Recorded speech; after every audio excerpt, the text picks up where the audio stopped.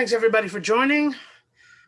This is the wow and the real for environmental justice and energy democracy. Thanks for joining us here. And I'm Marcus Mills, and I'll be basically moderating the panel today, asking the questions, that kind of thing. And kind of it's my honor to introduce some of my dear friends who have been a part of this movement for quite some time. And they'll be explaining their roles and things immediately, but we're just going to introduce them at the moment. Like I said, I'm Marcus Mills. We have Janiece Watts from Fresh Energy, and we have Timothy DenHerder-Thomas from Cooperative Energy Futures. And we'll have Bob Blake from Solar Bear on, and I'm on Community Power. So our first question is kind of an introductory one, so we'll just kind of jump into it. To begin with, I'll start with Janiece. I was planning on the first ones to go in alphabetical order by first name. And so since Bob isn't here yet, we'll start with Janiece. Okay. How do folks know you in this work, and how do you describe your role and your contribution to the energy and environmental movement ecosystem?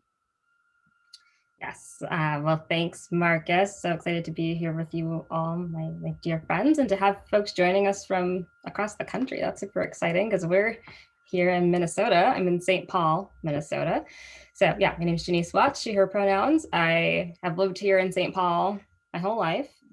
But I always have to add, when I talk about living here my whole life, that my parents are from the south of the United States. So my mom is from Texas, and my dad is from Mississippi.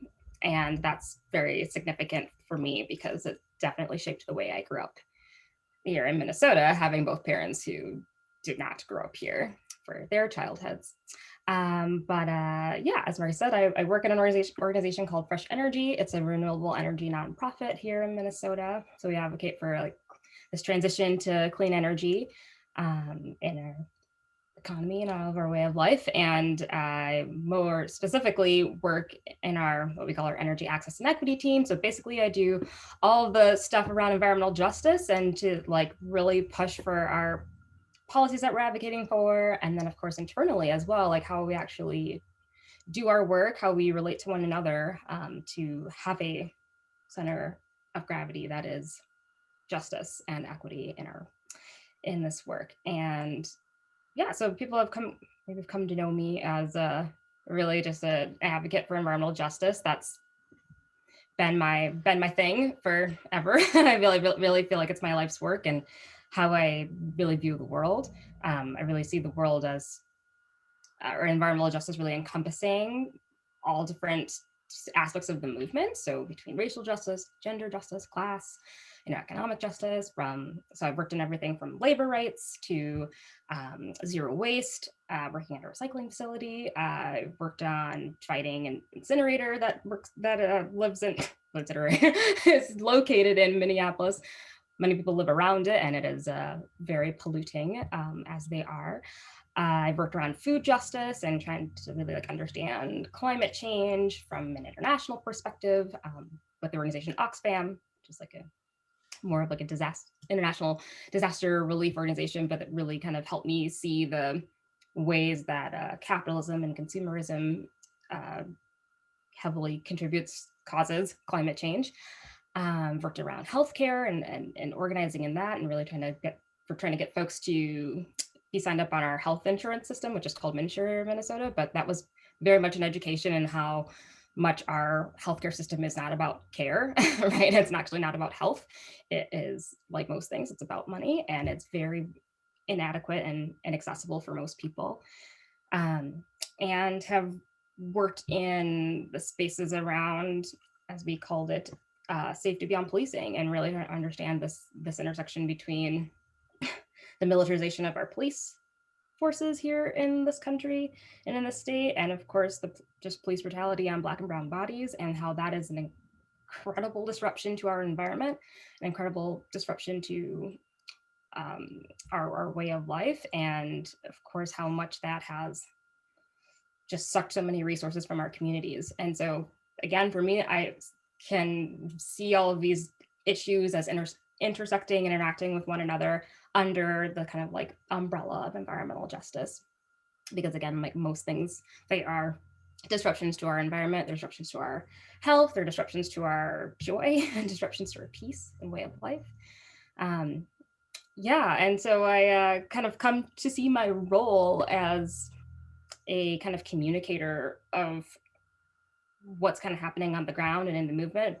I've been really deep in organizing for a long time, but now working in an organization that's a little bit more focused on policy, I have found myself having to almost be like a translator of like, okay, like we can't advocate for policies in these kind of places of power like the legislature, the utilities commission. These are kind of city government kind of places that my organization kind of works within. But we can't talk about energy policy, we can't talk about getting more electric vehicles on the road without talking about all the different consequences of transportation, right? And how that has exacerbated race and class disparities in our communities. So yeah, I really I find myself having these conversations in a lot of these different spaces, and now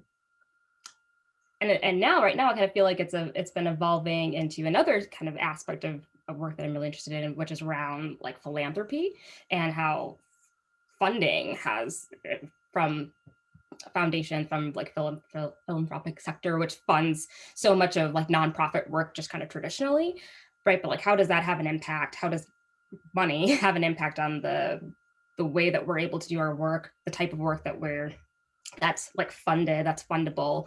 So much of that is, especially when it comes to environmental movement, is not focused on environmental justice, right? It's not focused on direct action. It's not focused on really like kind of real democratic participation. It's so much of it is very project based, so much of it is short term, and it's just like there's such a sabotage that's happening between like philanthropy and nonprofits, which then translates to policies that we're then supposed to be working on and supposed to be advocating for in these places of power. And it's like there is a real big problem with the way that money is obviously worked within our environmental justice movement, or how it's not actually supportive of environmental justice work. And so many incredible leaders and projects and communities are left behind, are not supported by these major foundations, and that causes such a rift between the environmental movement and the environmental justice movement. So yeah, those are a lot of the things that I'm like really interested in, and keep trying to push forward in this work, alongside working at Fresh Energy. And then I'll stop. I just want to name that I'm very involved with a couple different boards: Headwaters Foundation for Justice here in Minnesota, which funds many of our movement organizations in the state. I sit on the board of MN350 with Marcus, which is really wonderful. I am part of a new city advisory board to the city of St. Paul, called the St. Paul Climate Justice Advisory Board, which Bob is a part of, which I hope he will be on to talk about a little bit too. And then there's a kind of an emerging BIPOC, Black, Indigenous, and People of Color environmental justice table that Marcus and I are also both part of in building. And so throw a lot of my energy in just trying to work with people that I adore, like many people on this panel right here, and to push for us to do the work that we are meant to do, and to make sure that that's supported and resourced, and yeah, can move our movements forward. All right, thanks, Jeannie. Thank you. And Bob has arrived. So Bob, are you available? Yeah. Hey, everyone. Sorry about that. I was at the New Green Deal rally with Ilhan Omar, and she's wonderful, by the way. She took down the house, by the way, everyone. She was Green New Deal, everyone. So sorry about that. Everybody was talking to me, and yeah. Understood. Why don't I just hand you the first question so we can roll forward with it? It's a get to know you question. So it's how do folks know you in this work? How would you describe your role and your contribution to energy and environmental to the energy and environmental movements, this ecosystem? Yeah, I think everybody knows me as Solar Bear. And that actually came about because the Just Solar Coalition wanted to help basically support BIPOC groups, in forming their own solar companies, and Solar Bear was formed out of that. And so I think a lot of people know me from the work around Solar Bear, and then also with Native Sun. Now I've got my own nonprofit called Native Sun Community Power Development, and then also the work that we've been doing in Red Lake around the solar project there, and energy and tribal energy sovereignty, and also with some of the workforce development stuff that I did with the Returning Citizens Initiative, where we trained inmates at Willow River Correctional Facility on solar installations. So the idea there was to fight mass incarceration with climate change, fight climate change with mass incarceration. So I think that's how a lot of people know me in this work. And I want to echo something that Congressman Omar just said just a little while ago. And we have got just a great environmental justice network here, and a lot of great organizers here in the Twin Cities. So very proud of everybody in this community. So, but may I say that, I'm like, people know me because of all of them too. You know what I mean? So anyways, thanks for having me, everyone. Mm-hmm. Thanks, Bob. I'll go next simply because I said I was doing this by alphabetical order. Marcus Mills, Community Power is an innovation shop that's purpose is to create concepts of environmental justice and most especially energy democracy. We've been working on many different ways to achieve capable projects and regulations that work towards ensuring that individual people have some of the ownership and capability in the work towards not just energy self-sufficiency, but also environmental justice. And when we are creating a better grid, that the people and communities that have to take it upon themselves are often the ones who own it. That's the concentration that we're trying to achieve. I'm a communications consultant that they have hired, and I do that kind of work for them. I do messaging for them, and I also help with their coalitions. And so several coalitions that are going on now are things like the CLEAR or Clean, Local, Equitable, Affordable, and Reliable Energy Systems Bill, where we're trying to enforce elements of energy democracy and environmental justice in all areas. This will be a state bill for Minnesota, and hopefully an example for other communities to move forward with it. As Janice mentioned, I'm kind of all over the board with a number of different boards, MN350, our local. I'm a part of Black Visions, Reclaim the Block, and the BIPOC Energy and Environmental Justice Table, along with the State Climate Table here in Minnesota. All of these are bent towards trying to achieve these kind of same concepts. And so they all aligned with the work I was already doing. And so we just try and move a lot of these things forward. And one of the things that some of my work, especially most recently, has been highlighting is that when we start looking at actual justice, whether it be criminal justice or policing justice, that racism is a major bar to all of it working. and recognizing that the intersectionalities of how racism and these kinds of discrimination play in and and root into all of the different aspects of our lives means that without taking steps to remove racism from from every aspect of our life, everything we want to change becomes harder. And so that's where I sit, and I'll let things pass to Timothy. Thanks. Thank you. Yeah, I'm Timothy DenHerder-Thomas. People know me probably these days most often in my work as general manager of Cooperative Energy Futures. Cooperative Energy Futures is a member-owned clean energy co-op. So we help community members across Minnesota join, participate in, and get direct benefits from community-owned clean energy, particularly community solar. There's a lot of community solar happening in the state. Much of it is not serving residents, and much of what is serving residents is not particularly equitable.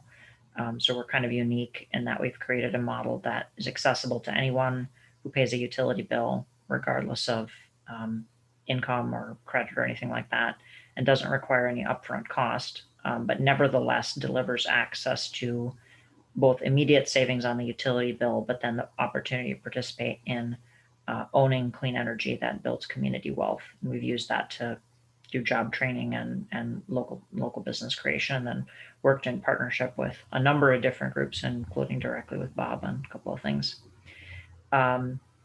I also work with Marcus on stuff in community power, and as part of that work, have been very involved in efforts at the city of Minneapolis level to explore municipalization, basically city level control of our energy utility, to get inclusive energy efficiency financing in place, basically so that households, including renters, can make their homes more affordable, more comfortable, and safer through energy efficiency, and doing that in a way that doesn't require upfront investment or debt. Involved in conversations nationally around energy democracy and working alongside other groups that are doing community ownership of clean energy through the Energy Democracy Project and the People's Solar Energy Fund. And then just deeply connected to a lot of grassroots groups in the neighborhood and in the community, whether that's the neighborhood in which I live in South Minneapolis, campaigns to fight transmission lines in the area, and other movement tables, including the BIPOC Environmental Justice Table and other groups. In terms of role, I'd say more than anything, I'm trying to make a link between organizing and social change and cooperative enterprise, and how do we actually build the new economic systems and the new physical infrastructure that we need. Because it feels to me a lot of the time that those two things are too separate, and that we need to bring that together to make the social change and the movement vision we have into reality. All right. Thanks, Timothy. I'll start with you on the next one, just because it's easier to roll around. So our next question is, what does the future look like if energy democracy and environmental justice become widespread reality? How do our communities, economies, and personal lives look, work, and feel different? Yeah, I love this question, and it's so huge. I think we don't think about energy very much day to day in our society, in our communities, because for so long, a century or more in many cases, it's been taken out of our hands. It's been big utilities and giant oil and gas companies who control the entire system, decide everything about how it happens, and communities are left entirely out of the picture, except, of course, having to bear massive financial costs and then massive health and safety costs. So the first and foremost thing I would say is a future where environmental justice and energy democracy are at the center. Throw that concept out the window, and we start from the baseline with participation and engagement. Communities are really determining what our energy system looks like. That also means a massive transformation in wealth and where our energy dollars go. I live in Minneapolis. Just in Minneapolis, residents and businesses spend $540 million every single year paying Xcel for electricity and CenterPoint for natural gas. Part of the vision here, or the story is, well, what if we reinvested $540 million a year in local clean energy systems that are owned by local residents, in energy efficiency solutions that are going to bring down the cost of living and help people pay their energy bills? What does that do in terms of stabilizing housing? Not being able to pay your energy bill is a trigger factor for evictions. Most people don't know this, but at least here in Minnesota, paying energy bills is the #1 cause of payday lending. So there's this whole set of ripple effects that flow from what does it look like right now for our communities to not have control, affordability, safety around your energy system. And by bringing control of that energy system back into the hands of our communities, it creates the opportunity to lower your cost of living, make your homes safer and more comfortable, create jobs in the community, create opportunities for local community members to join together in owning productive clean energy assets, which are building wealth even outside of just who's getting a job, and making sure that all that flow of value is coming back to the community as opposed to big corporations. I think it means a much more engaged future in terms of how we relate to energy. And that starts to, I think, restore how we see climate as relating to our day-to-day lives and our participation as residents and community members as being directly connected to our local ecosystem, our local ecology, right? Alongside things like food coming from our local landscape, it's our energy coming from our local landscape, and seeing and feeling that connection. All right. Thanks, Timothy. I'll go next because I was second to last in reverse order. And basically, the best elements beyond what Timothy already mentioned, I would think, are with some of the changes in investment, with so much of where our actual energy systems lie, where the elements and infrastructure actually lie, with that being upgraded to serve communities both in reliability and in efficacy, and then on top of that in economic capability. You'll start seeing a lot of communities actually come up from the positions they were already in. Instead of being the folks most challenged and most, I hate to put it this way, dumped on in terms of pollution and problems and economic disparity, you'll start seeing a lot of those capabilities rising up, because a lot of the work that needs to be done to get our grid and our lives on the right path need to be done in frontline communities. And that means that there will be jobs in those communities that will bolster the economic stability and capacity. And it'll be like that until we're really running hard.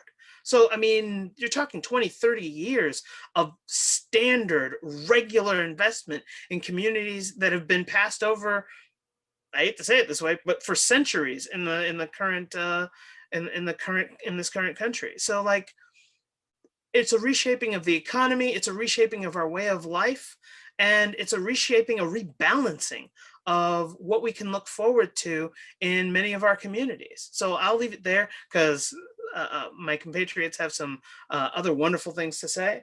And so we'll move to Janice. Thanks. Yeah, I mean, I really can't really add a whole lot, because you both, Timothy and Marcus, have said so much that I agree with, and like exactly how I see it too. One of my mottos, I feel like, that have carried with me kind of throughout this year and through this work is, I just want to see policy shaping, whether it's at a governmental level, whether it's in philanthropy, whether it's in education, just kind of like these institutions that we're kind of forced to engage with. I just want to see policy follow organizing, and the movement, instead of the other way around, because so much of our movement, I mean, and of course it's about resistance, right? But like we've been having to fight and defend and resist against all of these institutions, all of these systems that we're forced to live in. And the day that we get to true energy democracy and environmental justice for me is when we're not having to fight, so like defend so hard anymore, because we have the solutions, right? We know what our communities need. We've been yelling it for centuries. I mean, literally centuries, right? And we have been dumped on, and we've had to always find a way to survive and to thrive. And like, thank goodness our ancestors have, or our relatives have, because here we are able to talk about this in a way that, I mean, it's like they're still talking about a lot of the same fights, right? But like, I'm grateful that I'm able to talk about it in my room, my house, even if it has to be over Zoom right now. But I'm, grateful to be where I am because of the fights that my ancestors have put down and to get me here, to get us here. But the day that we don't have to fight so hard, the day that we don't have to defend for our own humanity, right, for our own survival, energy democracy, I think, is going to be definitely a huge piece of how we get there, of how we're finally able to make that shift so that we can just live as whole humans in a balanced, I really like that word, rebalancing, and an equitable society. Yeah. Okay. Thanks, Janiece. And Bob, your thoughts? Yeah, I usually agree with Marcus and Timothy, at least for the last 5 years I've been agreeing with them. So I don't really know if there's anything I can add. But, I mean, very, very famous person said, I can't have social justice without economic justice. I can't have economic justice without social justice. I think that man dreamed of this day, and that future is now. And so this is where we really do have social, environmental, and economic justice all rolled into one right now. The future's here, and we got to take it. And we got to be a part of this. And when I think about, Red Lake, the Red Lake Nation paying $35 million to the utility, and we could cut that in half with creating our own tribal utility. And what would 17.5 million look like going back into our community, where the median income is $8,000 to $10,000 a year. Now, the Red Lake Nation just turned down $60 million from the Enbridge company for their Line 3. And $60 million can go a long way, but frontline communities, people, have been making the sacrifice for years. And that has to stop. We all have to be a part of this change. And we all have to push our leaders to do the right thing. And so, I mean, I'm really reading this question here, and I just feel like this is just the answer. This is it. I'm putting my whole being and life into this work. There's no backing out for some of us. I've been talking about this for the last 5 years to my tribe, and when I found out that they turned down that money, it's just, and then they asked me, can we still complete the solar project? And I told them, yes, we can. I can't let them down now. I can't, my neck is out there. And they believe in what I'm saying, and they know in their heart of hearts that this is the right thing to do. And so I just want to let everyone know that, we've got to see this forward. We've got to see this. The time is now. There's no planet B. There's no backup plan here. We got to fight and do the right thing right now. So that's the way I see it right now. So me good, everyone. All right. Thanks a lot, Bob. And in the spirit of both giving both a chance to have a little upside to that last comment, and the fact that we also agree with you, why don't you take this next one? Share a few of the highlights and accomplishments that share your joy and pride surrounding your involvement in this work. What are some of the highlights of your story? Yeah, we had about 130 people graduate from the Returning Citizens Initiative up at Willow River Correctional Facility in the solar training program. And these are inmates that applied to do this program. And it was a collaboration between the Department of Corrections and MNIPL and the Minnesota Renewable Energy Association. Well, anyways, I still talk to some of those guys, and I get these requests for recommendations from these different solar companies they're working on. And one guy's over in Wisconsin building a bunch of solar, and has been doing it for a while now. And they tell me that this has changed their life, and that makes me so happy that we have had the opportunity to change these individuals' lives, and they're not back in, they're not incarcerated again. So, I feel like that to me is one of the highlights. If I know that I've changed a couple of people's lives and through that program, and obviously that's what they said, and that to me is that everything now, this is all worth it, and nothing else I do really, I suppose, matters. You know what I mean? So just making that difference in those guys' lives just means the world to me. And one of them has got their family now. They've got their kids. They got their own place. One guy told me he's getting married now, and he says that renewable energy and solar has given him purpose in his life, and he doesn't want to go back to prison. I mean, it's just all these things, people, that makes the world, that just means the world, and that is the highlight, I think, for me so far. Mm-hmm. Let's see. So I think, given the sweep, I'll go next. So just a couple of highlights of my own thoughts. Oh, first of all, thank you, Bob. I forgot to say that. But and some of the most impressive feelings, some of the most worthwhile moments are when you either build an effective connection, a long time relationship that's going to bear fruit in the future, but you've also got a friend out of that whole process. Well, the panel up here are some examples of those kinds of moments, and so each of the moments when I met these three and several of the other folk who haven't had the chance to be up in front of you this convergence, they've meant a lot.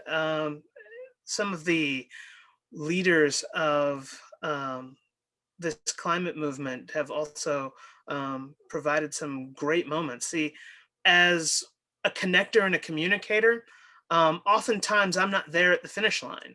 I'm building a lot of the elements that come up through the process, and I get to share some of the victories at the end. But the points that are most beautiful for me are the smiles on people's faces, or sharing the moments of pain and struggle along the way, and helping someone decide that they're going to keep doing. Having a conversation that builds someone's day, or helps build a coalition that is fired up and ready to move forward. Those are some of the highlights of my career. And so, the Clear Coalition has been one.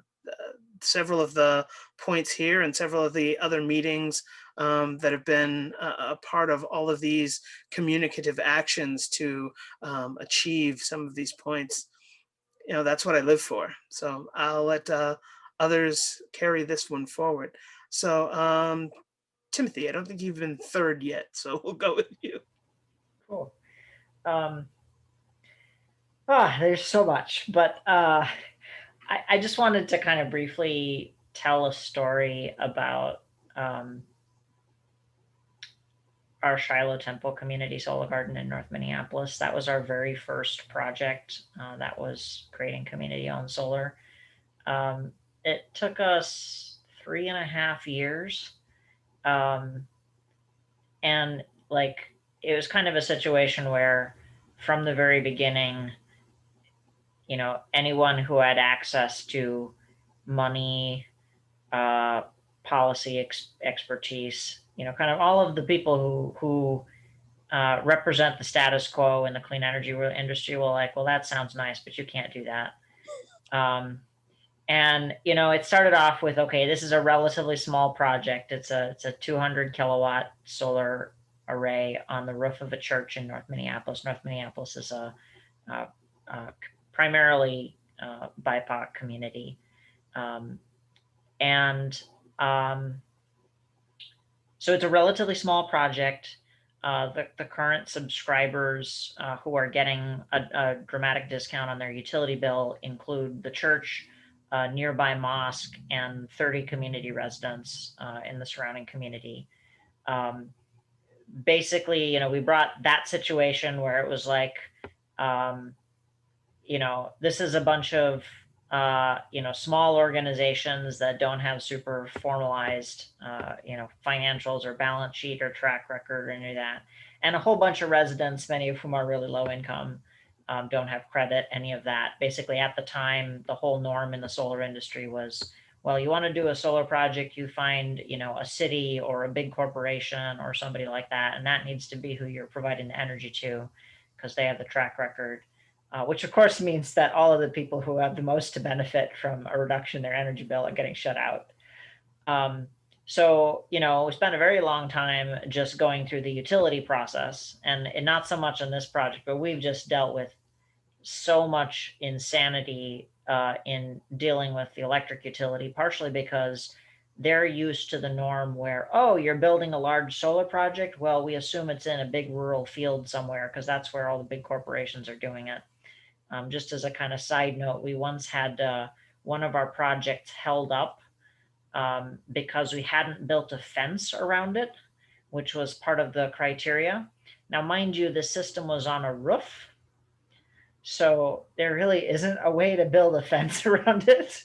But the rules had never considered that that you might actually be doing a system rooted in a local community on a local building. So stuff like that. So it was this long process of going through all the utility rules and then finding in the financing, because you have to pull together, private investors who can use these federal tax credits, because the federal laws have been set up in the way that makes it, super difficult for ordinary people to get those benefits, and pulling together, loans from financing, finding some of our subscribers who actually wanted to put some money up front.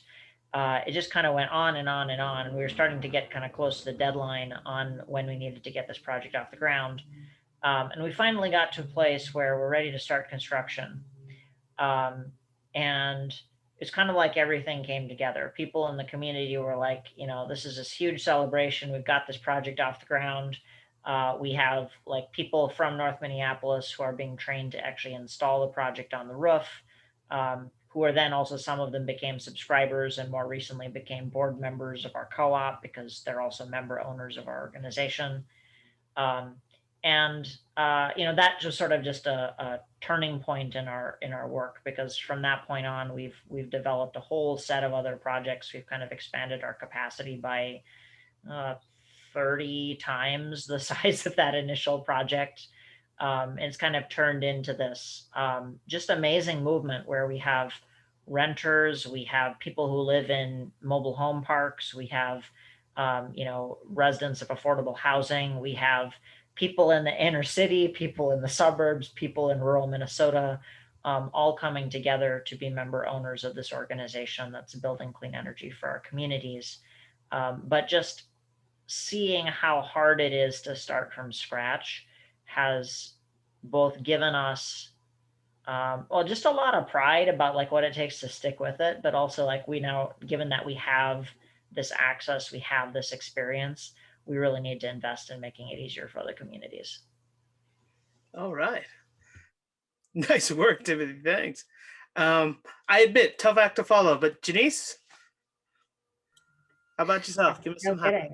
Very tough. But I love that story, Timothy, and I just, because I remember when I first met you was when I was working over north. I worked right down the street from Shiloh at an organization, but from the Shiloh church. And when I first getting to hear about like, oh, they're gonna put solar on this roof.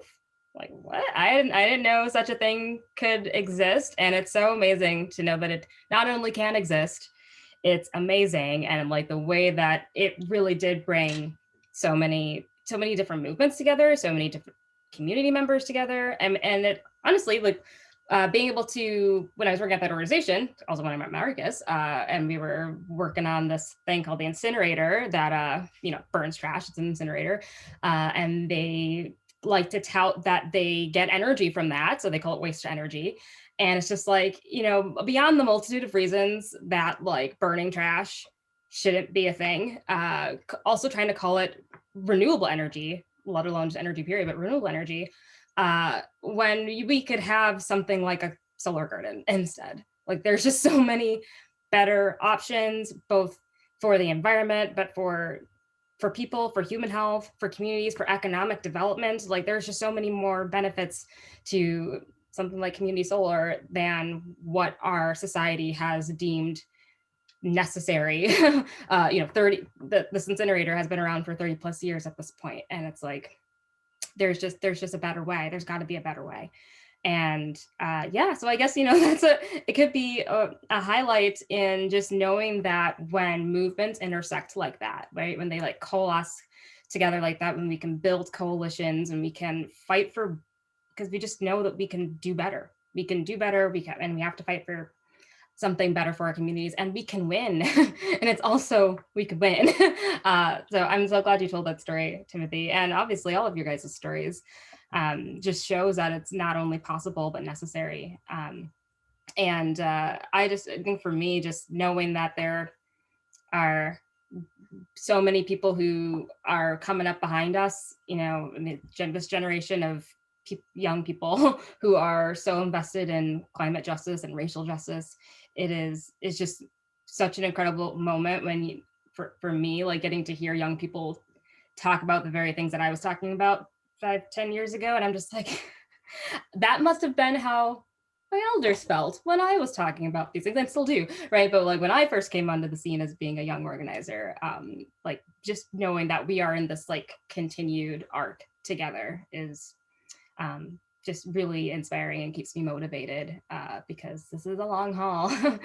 And we have a lot of work to do, but we are in good graces and are in good company. Too true. Mm-hmm. Thanks, Janice. Mm-hmm. And so I'll go ahead and start with our next question. We have special relationships with our communities, whether they be ethnic, geographic, movement, or collegial. They bring both joys and challenges. What are some of the joys and struggles in bringing our communities along in this work? So I have some oddly special examples in my own work.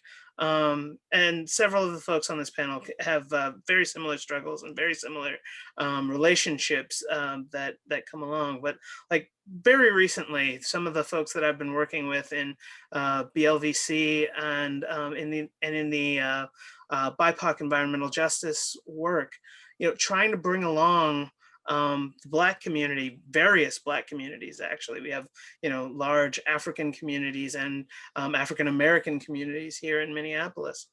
Trying to bring them along has been an interesting set of challenges, because everybody in those areas are dealing with life-threatening elements in other areas. And that's true of almost every community represented on this panel and every community you can think of. But these have been just recently in the forefront. So trying to bring people along to both understand that, and this has been a main crux of my work, that the same elements that cause the threat that they see right before their eyes right now are not only present in the energy and environment concept, but must be rooted out basically at the same time. It's the same problems and it's the same elements, just concentrated in different levels, going along through the processes. And so trying to convince folks that it's kind of all the same struggle, while they're quite literally under fire, has been impressive. But I'll say this: the just sheer solidarity and the beauty of some of those spaces, in the conversations, in the self-care, in the wisdom that gets passed throughout some of those conversations, it's spellbinding, it's mind-blowing, and it is a true honor to be in some of those rooms and to be permitted there. um, and I'll just leave it at that, because it's more than I can expand on. So let's see. Bob, I think you haven't been second yet. I may be mistaken, but go ahead. Yeah, thank you, Marcus. Yeah, just looking at this question here. Boy, it's about 10 years ago is when I wrote the business plan for Solar Bear, and SCORE, which is this coaching group here in Twin Cities, made a copy of it, and they read it to me about 2 years ago, and got goosebumps. And I was just thinking to myself, wow, I was imagining a solar company and a tribal utility. And I talked about this 10 years ago, and I was talking about it with my tribe and people up there in Red Lake about this, and I looked like a crazy man. They thought I was crazy. They thought this was unattainable, that this is just too far out there. And since the pandemic and the COVID happened, tribal nations in our casinos are teetering bankruptcy right now. And I am now looking like a smart guy. I am now looking like this guy is like telling the truth. And the sun does always shine every day. And we should be investing in distributed renewable energy resources and creating our own utilities and creating, positive aura-based capital in our community, instead of this extractive negative capital like in casinos. And I always tell tribal nations, that gaming is $1 billion industry, and energy is $1 trillion industry. We're in the wrong industry, people. And they think they used to think I was crazy. Now my phone is ringing off the hook. My email, I can't keep up with my Solar Bear emails. There's so many. And I just know that everything's going to work out. I know Solar Bear is going to take off, and I just know everything's going to happen for a reason. And I think those people that thought that I was crazy before now understand exactly that there is healing in the environment, and that we have to do this, because this is the relationship that we need to do as Native people also. So it's been difficult getting the community to come along on this journey. But there's been a lot of struggles, but then there's been so many great relationships, and so many great opportunities that have come my way, because I did speak up. The guys from Standing Rock called me to come over there and teach a solar class over there. And I mean, these guys were like made worldwide news, and they were just so excited to have Solar Bear at Standing Rock. And I'm like, you guys are Standing Rock. I mean, I'm just Solar Bear, but you guys are Standing Rock. And they were like, we want to do what you're doing. And I'm like, well, I want to do what you're doing. And so there was just all this great, the Navajo Nation is the biggest tribal nation in the state, in the country, and they're asking me to do webinars with them and talk to the community about Solar Bear. And now they got Walia Johns at the Department of Energy. It's just all these connections that's happened through this journey has just been incredible. And so, man, I'm so excited for the future, because I just know that the tribes got the solar bug, everyone, and I don't think it's stopping now. So whatever Solar Bear did, I know that it was because of this supportive environmental justice community here in the Twin Cities. And I just cannot thank everybody enough for helping me and helping Solar Bear along the journey. So that's what I want people on this, the people that are listening to the Power Shift right now, to take away from this, that it's you get around some good like-minded people, and they're going to tell you no, but move forward. Like, you can do this. Well, like so many of the people you were just referring to, I'll say instead, thank you, Bob. And then we'll move on. How about Timothy? Sure. Yeah, I thought I would try and briefly mention sort of two different, I guess, collegial or ally communities. One is, I guess, what I would call kind of the more mainstream nonprofit organizations working on climate. Um, and like, it's been an interesting experience. We have had so many really good collaborations, and like real, especially recently, like real support from kind of more mainstream organizations on figuring out how to push policy and kind of how to be aligned around regulatory issues. And there's also been just a ton of things where it's like the support isn't there. Or, I'll remember back, 10 years ago, kind of like what Bob was just saying, when we were talking about, well, we need to figure out how we do clean energy in a way that's creating community ownership, in a way that's creating benefit for low income communities. And, all the people who are fighting for clean energy standards at the state level would look at you like you're crazy. And like just the default assumption in so much of that community of organizations and community of staff is like, well, the only way we're ever going to solve climate change is basically handing all the incentives over to the capitalists and the engineers, and they'll figure it out for us. And it's just like, have you spent any time looking at history? Like, like what happened the last 50 times we took that approach on any public problem, or maybe it's 500 times. And it's like simultaneously heartening to see how that has started to shift over time, and like a growing sense of like, look, we're not going to have a movement that's big enough to win on these issues if we're not actually doing the work in a way that is meeting people's needs and engaging people in the process. And like there's starting to be recognition of that, and also like there's just so much where it's like super basic stuff is not on the radar yet.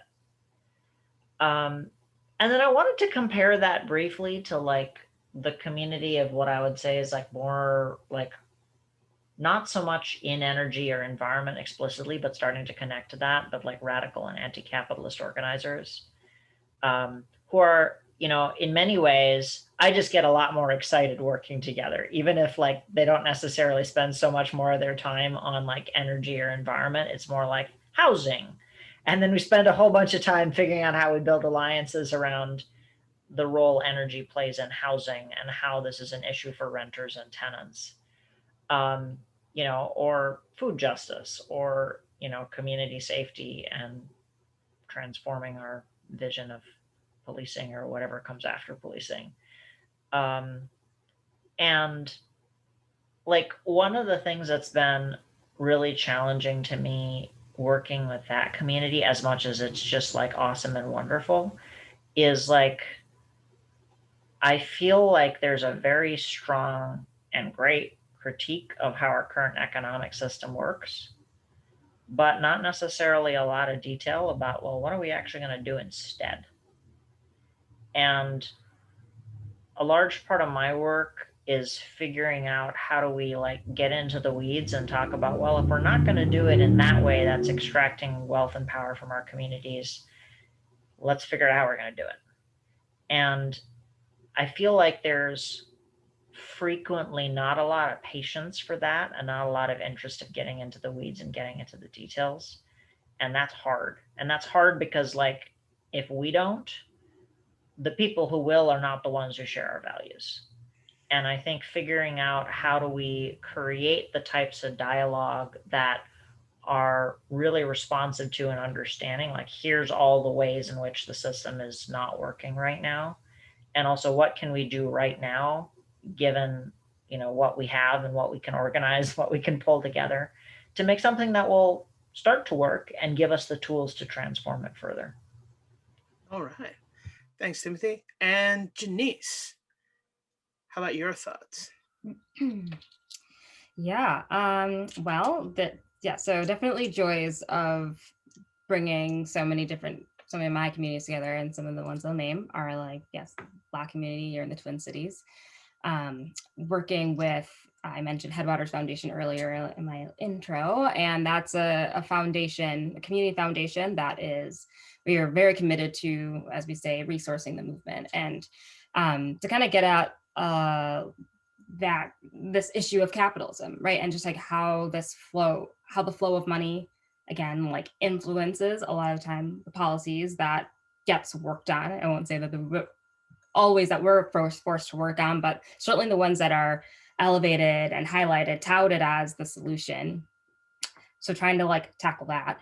And then, but really at the heart of it, it's how are we resourcing ourselves, right? And like, how do we try to find some of the solutions that I think, to me, that you're talking about, of like around capitalism, like, well, what are we going to do instead? Well, we got to use our resources and for us, right? And like, and resource ourselves. And we can't rely on the racialized capitalist system that we live in, because it's never going to change for us, right? Like it is definitely not going to change without us demanding it.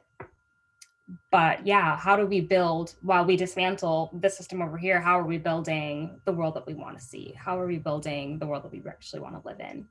And I get so much energy and wisdom, knowledge, being able to express around those ideas in that kind of setting around money, because I kind of just, for me, doing a lot of racial justice organizing, I feel like I had been, I don't want to say lacking, but like needed to find a space to really dig into that question around money and class and capitalism, and to really begin to see the way that those things are parallel to one another.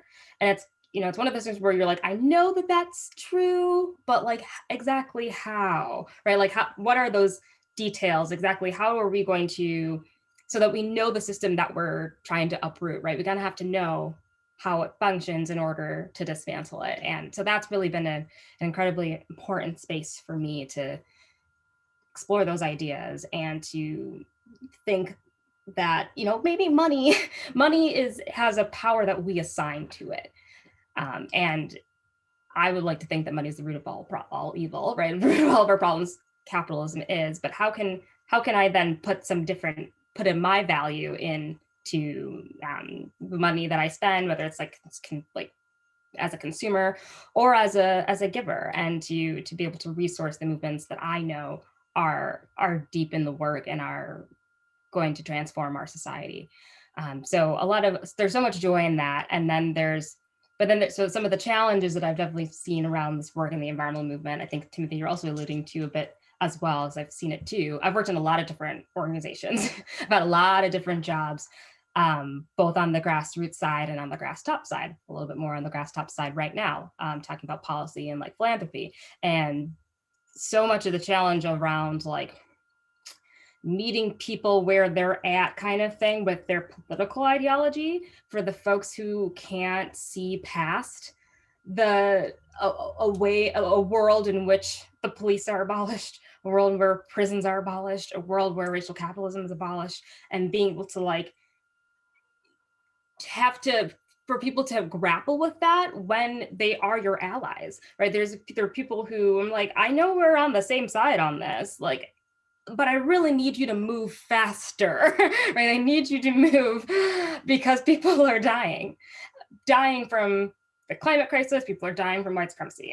People are dying from this pandemic. People are dying from police. Like there's just, we don't have any more time to like figure this out. We have to move now. And so that's certainly a challenge of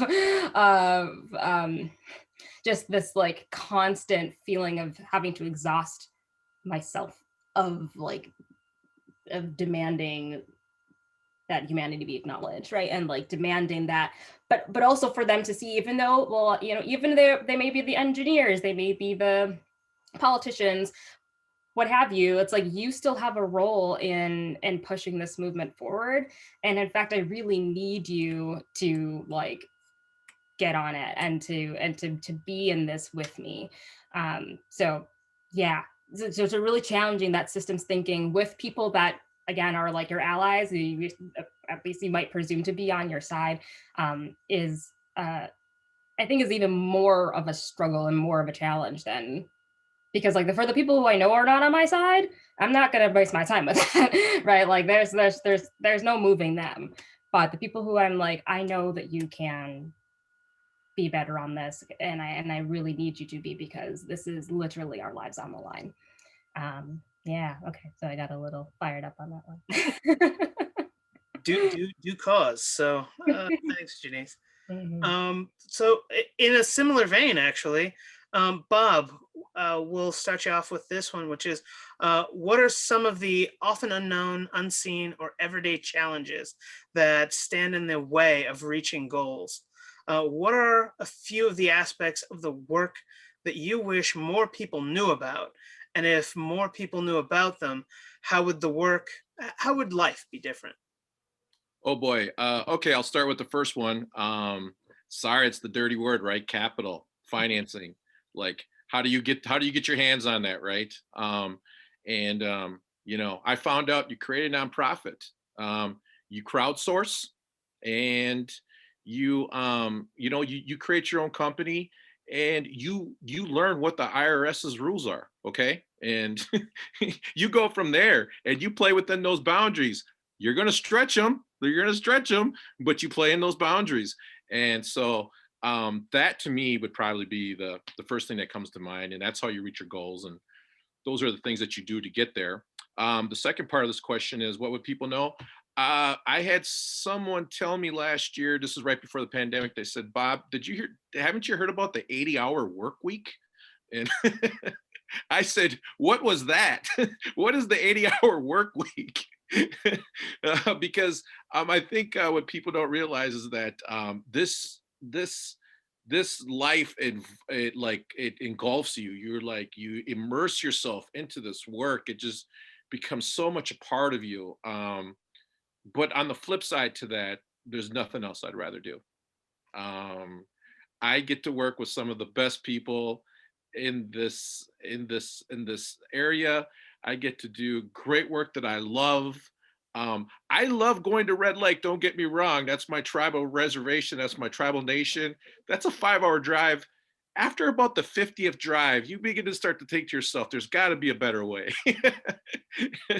But I know what I'm doing is important, and I just love to see the faces and the expressions on people when we get this stuff done.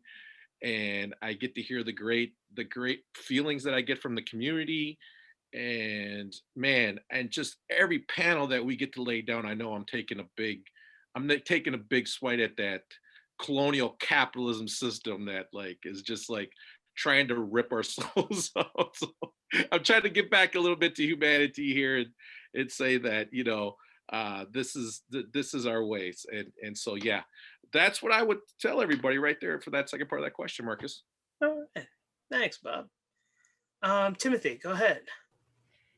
Yeah, I think in some ways, Bob, you stole my thunder about the capital piece. But just like figuring out how you structure financing, but also like how do you structure projects so that they sustain and grow themselves. And like that's kind of an ecological way of thinking about like what in some spaces is called business model development, right? Like it's how do you build a project, and how do you build an organization so that it's not always trying to convince those foundations who have very different interests a lot of the time, but rather is kind of redirecting a flow of resources that our communities are currently putting into the problem in a way that's not helping their lives either. How do we redirect that into helping grow a solution?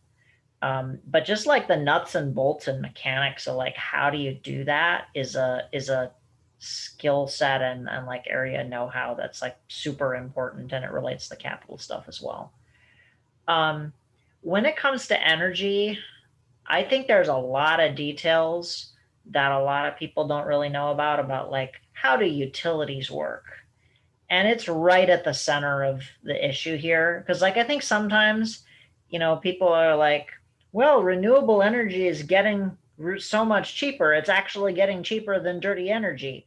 Well, because of the market, the transition will just happen itself. And it's like, I mean, this sector in particular, setting aside all the ways that the entire economy doesn't really work like the way a free market is supposed to, because it's really set up so that people who already have a lot of capital and money get control of the whole thing. But specifically in the energy industry, it's a legally enforced monopoly.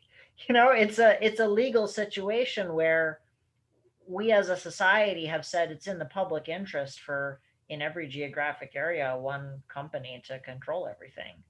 And that's a situation where those companies have an entrenched interest in making money off the stuff they already have, which is, giant dirty power plants and transmission lines.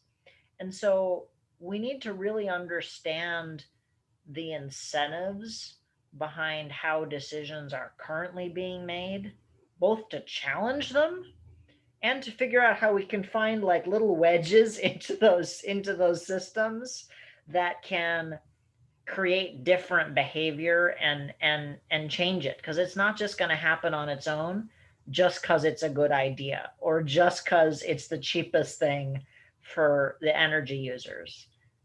We've created, as a society, we've created structural barriers to our communities being able to take advantage of those opportunities, and so much of our work has to be in about getting those barriers out of the way. Mm-hmm. Thanks, Timothy. Janice, or have I done you already? I can't remember. No, I haven't gone on this one. Go ahead.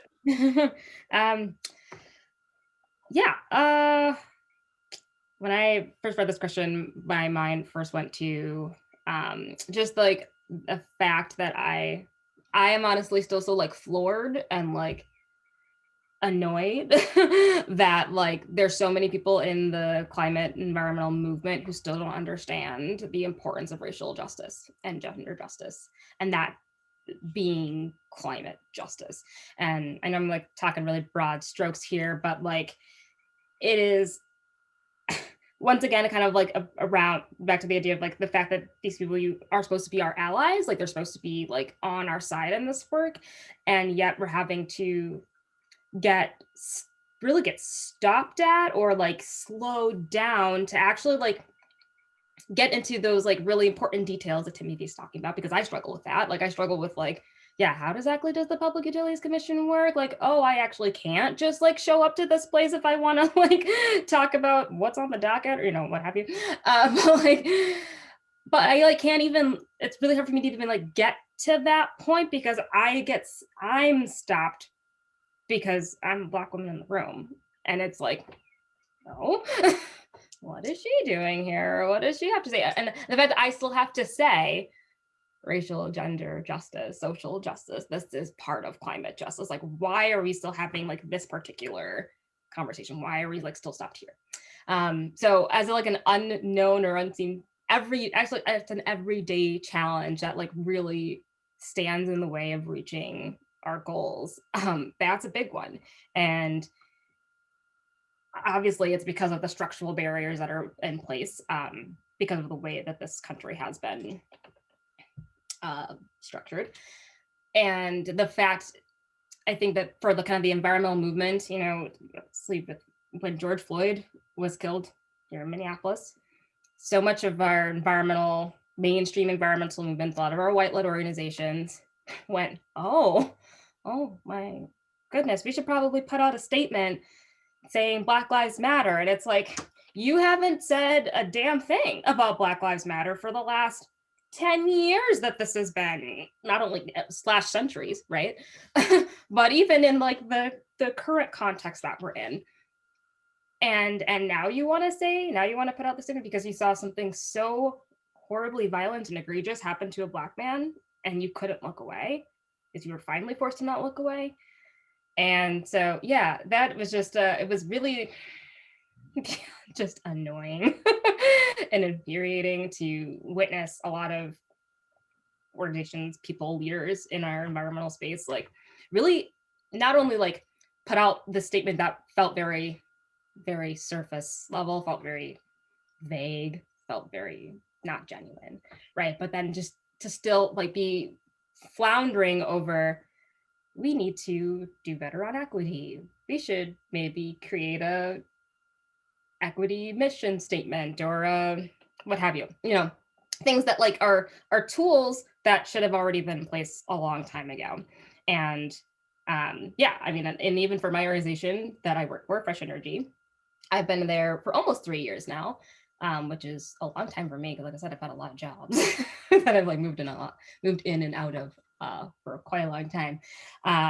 When I first started to work there and doing equity work, I was very skeptical. I mean, when I was in there in my interview, I'm like, I had no idea that you were an organization, Fresh Energy, that was or interested in environmental justice, equity, justice, energy, justice. And so what is that really going to mean for me as a Black person working here doing this work? Is this only on my shoulders, right? Is this only on me and my coworker, my pastor's shoulders? Or is there, what does an organizational commitment look like? And like, what kind of capacity is actually being given to this? Because I don't want to be sitting here a year later hearing that like the funding is low for this program, or that like something that's going to just jeopardize my ability to do this work. Fortunately, here I am almost 3 years later and having not faced those kinds of challenges because I feel like the organizational commitment has, not been, it's not like achieved, because equity is not something that you get to, right? That you just like acquire, that you achieve.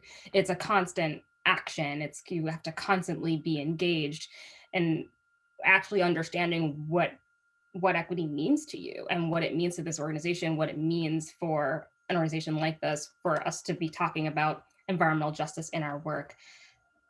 So what do I wish that people would know? It's just that like, it's just, this work is so emotional, right? Like this is our life's work. And there is a different, I mean, I think it's what you're getting to, Bob, around the 8-hour work week, right? Like I can't just like turn it off. I don't just turn off my work when I turn off my computer. Like when you just log off of a Zoom call, that is not over, right? Like that's not it. I go to bed thinking about EJ, wake up thinking about EJ, I live and breathe every day thinking about how are people going to live and breathe the next day? Because there are just so many things that are coming at us that are telling us that we are not valued people in this country.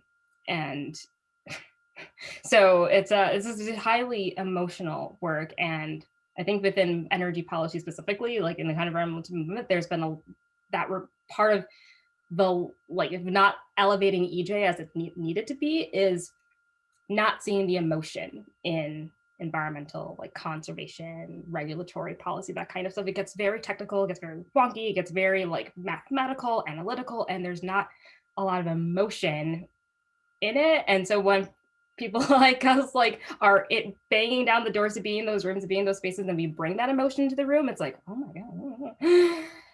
People get really like, oh, like, that's what we're talking about? Yes, that's what we're talking about, because it is, that's how I have to approach it. That's how we're gonna have, this is the only way we're gonna get by. This is the only way we're gonna get to the place that we need to be so that we can all live and thrive. So yeah, very emotional work. I think that's what I want people to know. All right. Thanks, Janiece. Mine is actually kind of simple. Like I said, I'm a communicator, and that's what I do. What most people don't understand is basically that communication isn't easy, especially effective communication. It takes knowing people, it takes building relationships, it takes understanding politics. And because of all of those things and how complex each of those things are when you actually do that work on a professional level, people really have a hard time understanding what communication actually requires. and it's without bringing them along on a specific long train of communication that needs to happen.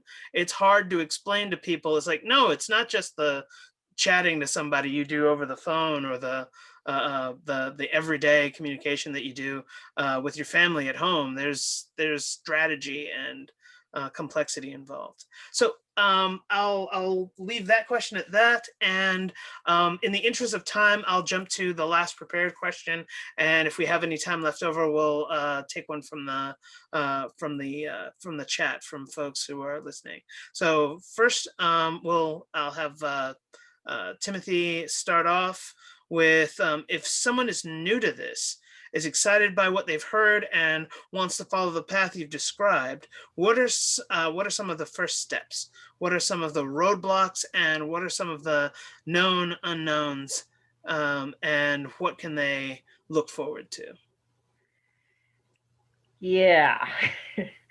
I think to get started, figuring out where, like, is it the community that you're currently in? Is it the community you grew up in? You know, where is the place you want to do this work? And then root in that community. That's both in the like movement social dynamic, like get to know existing organizers, get to know different organizations, get to know who's making change in that community. But it's also like more the structural piece, like, you know, who are the regulators and the decision makers, and who are the energy utilities, and what are their rules that they play by, and all of that sort of stuff. And I think like through that, trying to identify like where's the convergence or the intersection between where are there motivated and organized groups of people that care about a vision, and how does that intersect with like what are the potentially achievable opportunities that are, you know, maybe a little bit beyond where we are right now, but not so far beyond where we are right now that it's going to take you 50 years to achieve them.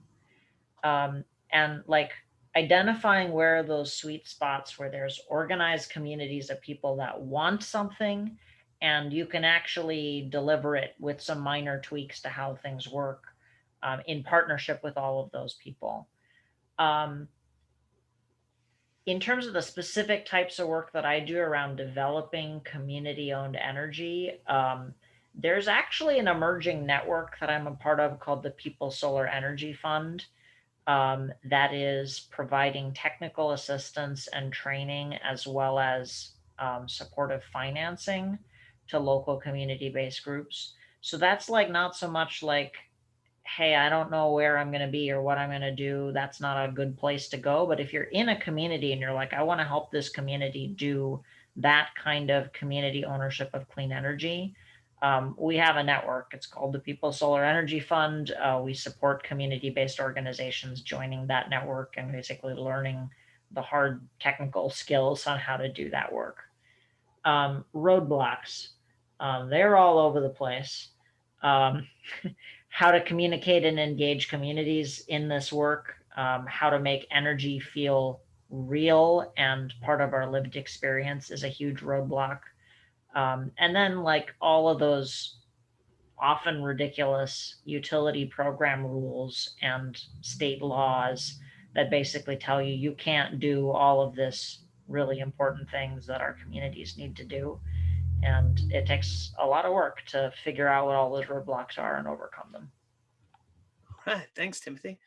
Janiece.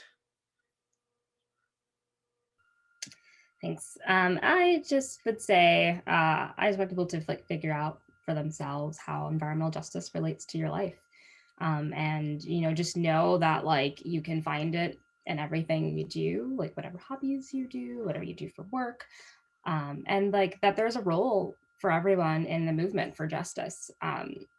You know, whether you're a writer, whether you're an artist, whether you're a communicator or teacher, you know, there's just, because white supremacy infiltrates and infects everything about our lives, we have to push it out and like root it out in every aspect of our lives. And when we're fighting for climate justice, racial justice, gender justice, however you know, identify it with you, you know, I think it gives your life so much meaning, right? Like this is our life's work, and just know that you have a role to play and that we need you in the fight. Thanks, Janiece. And Bob, go ahead. Well, Marcus, I'm just going to merge these two questions because I can do it because I think Timothy and Janice kind of said it all right there. So I would say when I look at this history part, how does that form the future and my path now? You know, I think about my grandmother who organized this organization right here called the St. Paul American Indian Club. In 1960, she did this. My cousin Steve, he's the one that drew the American Indian Movement symbol, the AIM sign. I started an organization called Native Son Community Power Development. I got the name Native Son because I'm a big James Baldwin reader, right? Memoirs of a Native Son. And you know, my grandmother did the American Indian Club because she was doing a lot of racial justice work here in St. Paul back in the 1960s, in the 60s. You know, obviously my cousins were part of the American Indian movement, and they were doing a lot of stuff in 1970s. They actually were part of the takeover in Washington of the Bureau of Indian Affairs Department of the Interior building. And so, I mean, I don't think people need all that history for them to push them into this path or into this way. But what I think you do need to understand and need to know is that like many people before you like have like laid out this for us. And I think that we need to continue that work because, you know, democracy and freedom and civil rights and environmental and economic justice rights is something that we can never say the job is done because there's always going to be someone out there trying to take it away from you. And so we need good people to stand up and fight for everyone's rights. And that's all of you. And that's why you need to get in this work and do this kind of stuff because it's just so important. So that's why I feel like, you know, I continue that legacy of everything that they did, and I pay honor to them. And that's how I say that, you know, everyone could get involved in this and do this work. So. All right, thanks, Bob. My answer is easy. If you want to be a communicator and you want to be good at it and professional at it, in this work or in any work, the job is A, to do it, but B, in general, you have to do a lot of networking. You have to go out to the places where the interesting elements are happening. Join your local political organization. Here it's the DFL, the Democratic Farmer Labor Party. Join your local element of that. Join your neighborhood association. You know, talk to people at your school. Find clubs and the members that are working on the kinds of things that you like. The more connections you build, the more effective you're going to be moving forward, and just be ready to do that. So that's my answer, and I think we've actually run out of time. I'll ask our administrator if we have time to get one audience question on the recording, or if we should pull out. Let's see. Can we get a nod? Go for it. All right. So everybody who's on the call, we'll take one question from the chat, or if someone wants to raise a hand, and I'll see if anybody has a good question, and we'll do a quick round of answers for you.